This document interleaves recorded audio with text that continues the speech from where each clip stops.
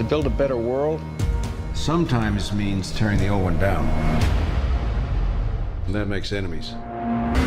We're gonna neutralize a lot of threats before they even happen.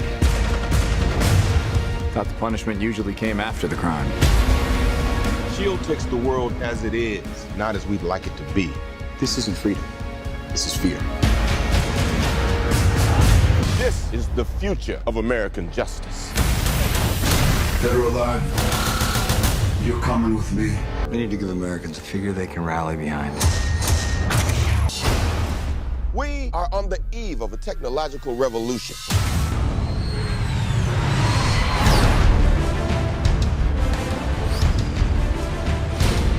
You are pilots of the U.S. Navy. I expect nothing less than perfection. Gotcha. All right, let's make this interesting. The United States of America is the only culture on Earth whose military-industrial complex-dominated government gives its citizens a heads up of what they plan to do in the future, not only to its citizens, but to the entire world via its edutainment industry. Whether you love her or hate her, it is almost impossible to ignore the enticing effects of her culture, for its celebrities in sport, music or film are marketing pieces for the nation state that Sigmund Freud's nephew Edward Bernays, in his book Propaganda, says influences people without them being in the least aware of who is steering the current trends behind the scenes. Many patriotic Americans are shocked that their country is turning from the nation state that the founding fathers had set up less than 300 years ago into a militarized drone-dominated totalitarian society. Many believe that its road that is leading it into a police state is as a result of the decisions of its 44th Commander-in-Chief, President Barack Hussein Obama, and the attacks that are launched against him have been vented up into almost racial rage. But those who can clearly see between the lines knows that corporations have more power than the government. And from the days of John D. Rockefeller Sr., all United States politicians and presidents are bought. And those who wield the greatest power are not those who sit in the White House, but those who possess the greatest amount of wealth. Its transition from being peaceful or lamb-like and then turning into a tyranny or speaking like a dragon has already been foretold. And I'm going to take you on a journey through time, where we will start from the 1600s in a city in southwest England called Plymouth.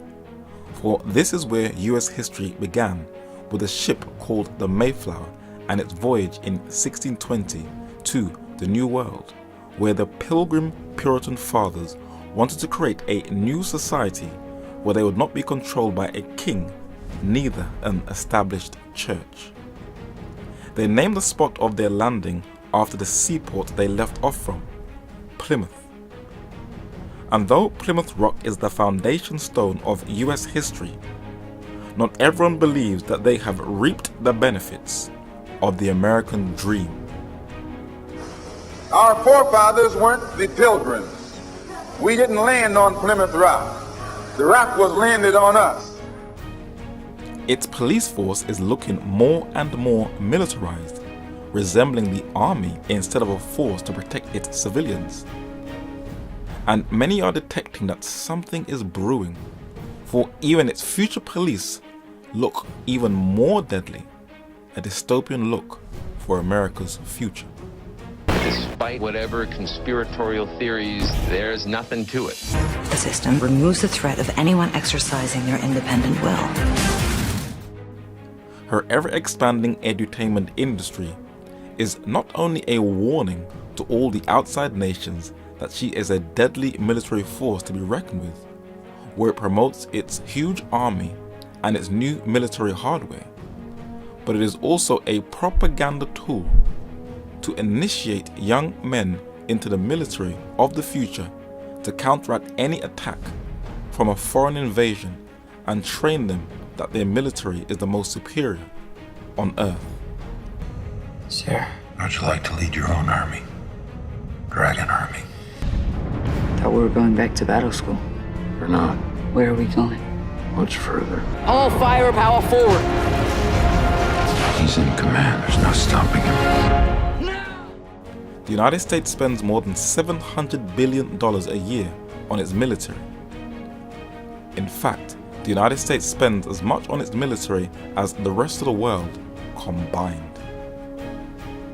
And as she has mapped out every region on the globe as a territory to be conquered, and not even space is spared, for even the heavens are a part of a grandiose plan, where corporations like Google are the #1 customer for Digital Globe, where it gets all of its satellite imagery from, and the company that dominates the geospatial information industry has also mapped out every region of the globe through its 3 prominent satellites.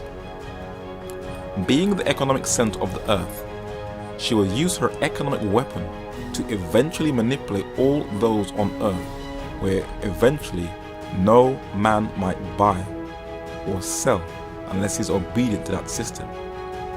Join me on this journey as we go step by step, analyzing 2 major world powers in the 2 kingdoms.